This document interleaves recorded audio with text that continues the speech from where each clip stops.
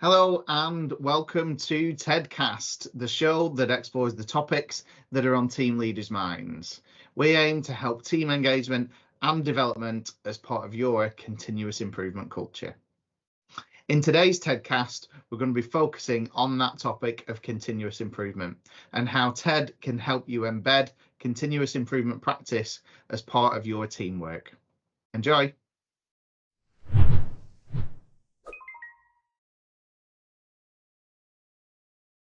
So in today's TEDcast, we're going to be exploring the topic of continuous improvement and how TED uses repetition to enhance team effectiveness. We're going to have a look at the evidence base that sits behind TED and alongside it, as well as emerging evidence to back up what we preach through TED. We'll also be taking a look at the process of setting up and learning from your follow-up TED experience.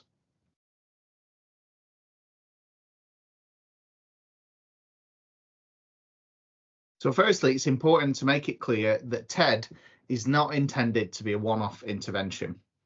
Your first team engagement practice with TED can provide a useful baseline to measure your engagement and effectiveness and your shared work as a team. Your first TED will help you to identify your main strengths as a team, your key challenges as a team, and the priorities for your engagement work. However, it's not uncommon that when you do your first TED, team leaders and team members might be a little apprehensive around what TED is, how they're going to use it, and if they're using it in the correct way. As many of you in our team leader community will have used TED at least once, you will have noticed that sometimes it's also a challenge to get 100% response rate when you first engage with something like TED. It's important to recognize that that's not unusual, and sometimes it takes time to build that confidence and that capability in your team. And this is why using TED as a continuous improvement process can help to build that culture and that confidence throughout your team in the process of TED and in the engagement work you're doing together. Having a clear and committed TED cycle plan also helps you understand where you're at today as a team, with that confidence of knowing that as things might change, and things do change in your external environment, you've got those touch points to be able to reflect on how you might adapt the way you work as a team, maybe adapting your team purpose, maybe adapting the way you work together or communicate together to adapt to those changes that are happening externally. So using this as a continuous improvement approach helps you constantly change that direction to suit your needs as a team. I'm sure many of you are familiar with the PDSA cycle. It underpins continuous improvement work for a range of different settings. Clinicians will use it as part of their development practice. Project managers might use it as projects develop. Educators and other professional disciplines will use it as part of some form of continuous improvement practice. This structure allows us that space to try new things, to learn from failures and learn from successes, be able to account for external changes and challenges, and to understand internal changes and priorities as things evolve and develop over time. When we think about our TED cycle, it fits in well with this idea of plan, do, study, and act. When you approach TED with your team, the first step is in planning how you are going to run TED. So you might be deciding things like, who should I include in my team? Should I do one TED for a large group or several smaller TEDs for subgroups that sit within our department? Once you've done that, you can then do something about it. And in TED's case, it's about sending out your survey, getting that feedback so that you can understand the situation better. This creates that space then for you to study your findings, learning together with your team, having meaningful conversations that can influence the course of action that you will take. As you take action, you might create a team action plan or come up with sets of priorities that will influence your shared working as you move forward. Because TED is designed to be a cycle, this isn't the end. The idea is that when you come to repeat the cycle, you'll get that added value of that experience from going through the cycle before, but also be able to reflect on your learning points from the things that you've tried, whether they worked or maybe they didn't work. What it does mean is that you're able to build on that learning and become stronger and more developed as a team going forward. When implemented well, repeated regular TEDs can help to create a culture of continuous learning, shared accountability, manageable change, and resilience in your team. Here I've got a quote from the Chartered Institute of Personnel Development, who last year, 2023, conducted a meta-analysis of different engagement studies across a range of different organisational sectors. And what they found were that the sort of themes which underpin programmes like TED and our National Staff Survey are of key importance and have been of key importance for teams working in the modern workplace. That research found that team dynamics are vitally important as an indicator of how successful organisations and teams themselves will be. Teams with poor interpersonal relationships and a lack of shared understanding will struggle to achieve high performance. The study also found that by organising team knowledge, you can help teams to create a shared understanding of different perspectives. It can help them understand opportunities, but also to overcome challenges as well. The study recommended that well-planned interventions can provide opportunities for teams to develop, overcome challenges, and improve their performance. And that's what we aim to do with the TED programme. TED is about creating that space to understand the challenges that you face, but also your strengths as a team, and be able to build on that and plan ahead for future challenges that you might face. The study also identified how having shared goals and a sense of togetherness helps to create that structured shared learning. And with TED, our team purpose theme is right at the core of what teams will focus on. The CIPD's research showed that when teams regularly revisit their team purpose and understand how it's relevant in their current context, it helps them understand how they can work together in the best way possible, given their current context and their current level of resources, knowledge, understanding, and skills in the team. But also acknowledges that that will change over time, and what's right today might be different in 12 months' time. So with a continuous improvement approach like TED, it allows you space to try things, to understand how they're working, understand challenges you face, and learn from that and build on it together as a team. When we look at some of the measures in the National Staff Survey, it shows us how doing team engagement work can influence our organisational picture. I've highlighted here two of the key themes that are measured in Staff Survey. So that's a team working score and an engagement score.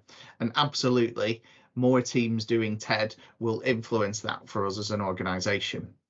But when we look at some of those other measures, there are things in there like having shared team objectives, being able to make improvements in your area of work, team members being involved in decision making, as well as team meetings to discuss effectiveness and feeling able to make suggestions for improvement, which are directly linked to the sorts of conversations we encourage teams to have through TED.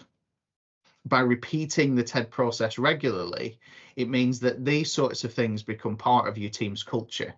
They aren't just a one-off intervention that can be understood and used as a platform. There's something that you'll come back to time and time again to regularly redirect your efforts and regularly understand what's the right thing for you.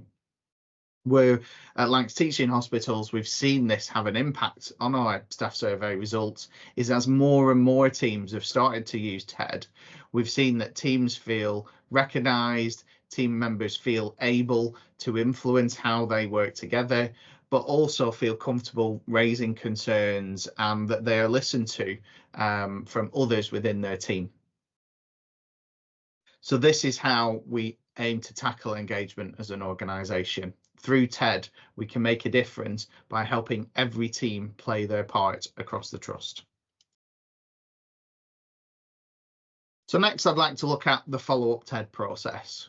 We have another video, which I'll link on this one, which shows you the process of setting up a follow-up TED on the system. But essentially, when you do your second or subsequent TEDs, you can set up a follow-up survey, which will add extra details to your TED report.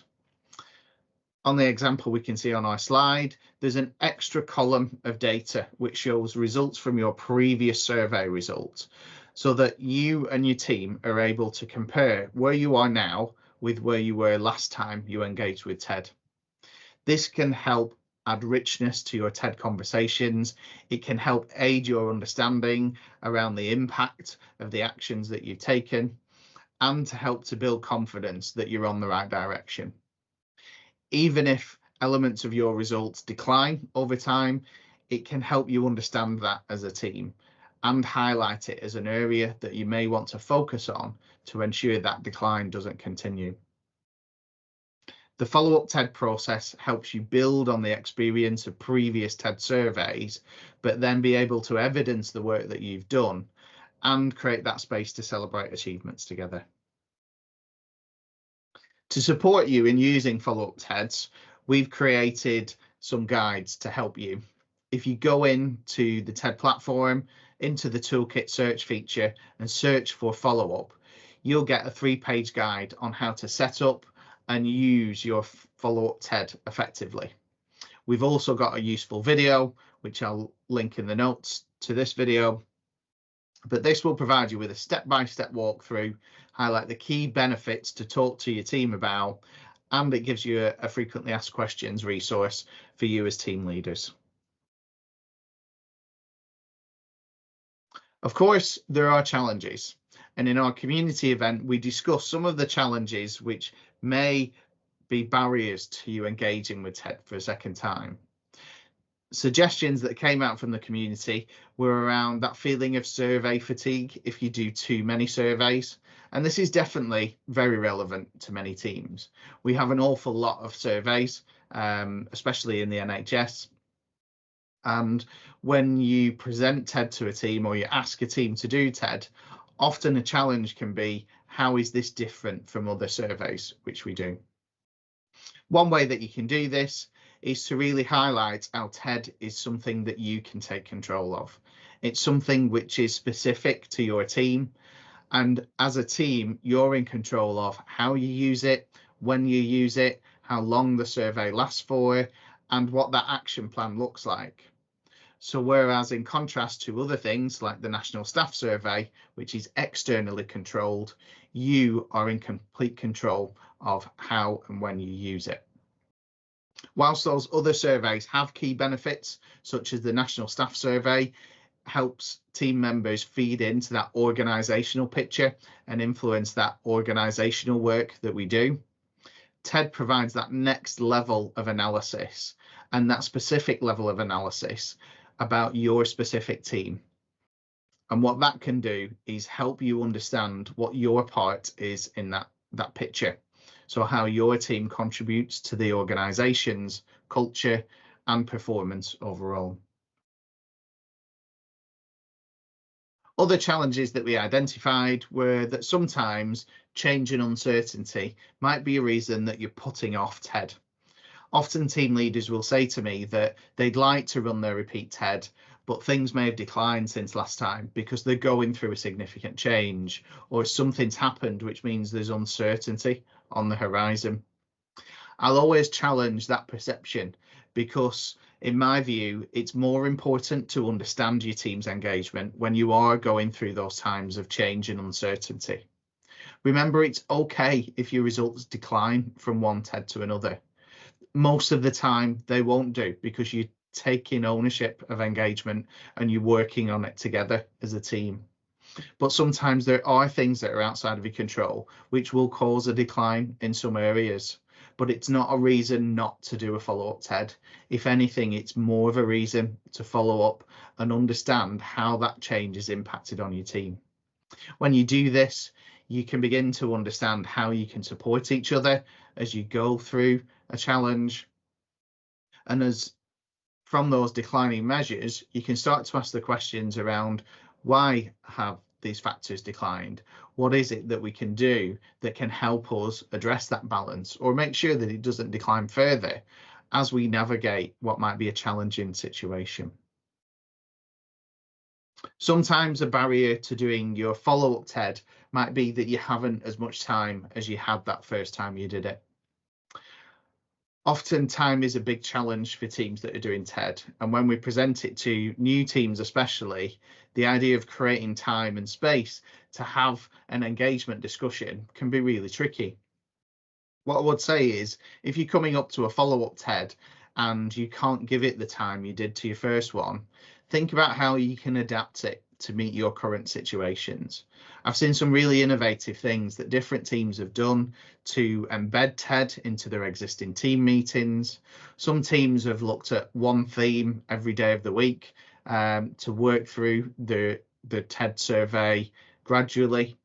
So there's different ways that you can flex this to meet the needs of your team. If you're unsure how you can flex it to meet your needs, come and talk to us for advice, us in the OD team, or put a comment in our team's community group and ask how other teams have dealt with these similar challenges. And I'm sure you'll get some great ideas and suggestions. Final thing that could be a barrier sometimes is a barrier to understanding. You may get that pushback when you come to do your second TED of team members saying, oh, well, we did this last year, so why do we need to do it again? What's different now? So it's really important to embed the themes that I've been talking about in today's TEDcast. Think about the importance of that continued improvement, and think around how things may have changed since last year. And even if one of you doesn't feel that it's changed, it's important to understand whether the whole team feels that way. It might be that you get your results back and find that not much has changed, and that's okay. At least you'll know you're still on track, you're still where you want to be, or that you're heading in that right direction. Where a follow-up TED really helps is it helps you then to reflect on what that direction is.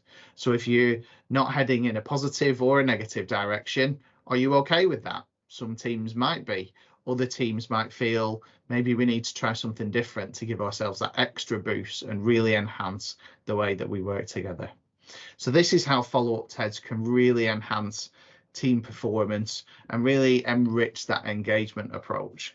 And really, each time you do TED, it will become more valuable than the previous time that you did it, because you'll have greater experience and have that shared learning together.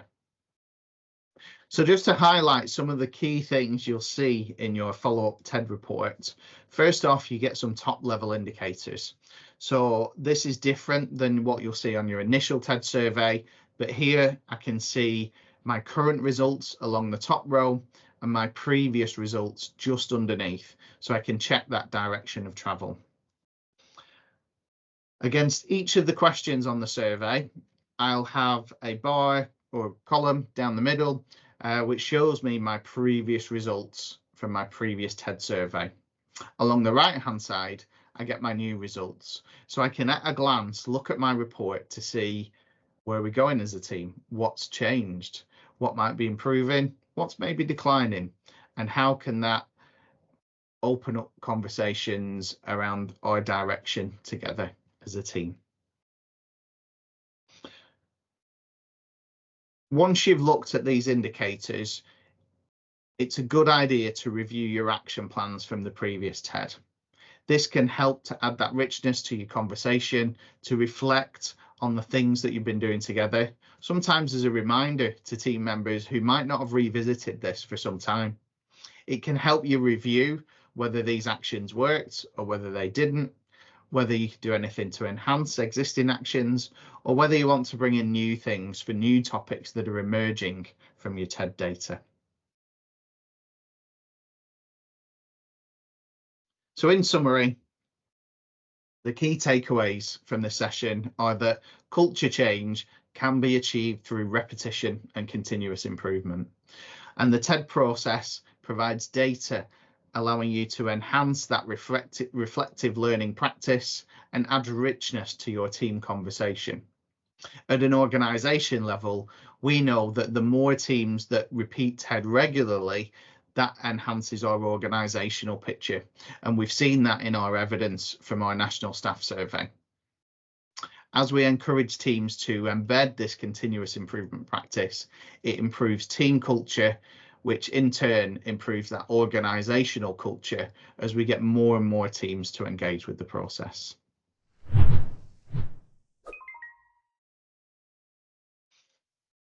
I hope you enjoyed that edition of TEDcast, and it's encouraged you to think about repeating your TED and embedding that continuous improvement practice.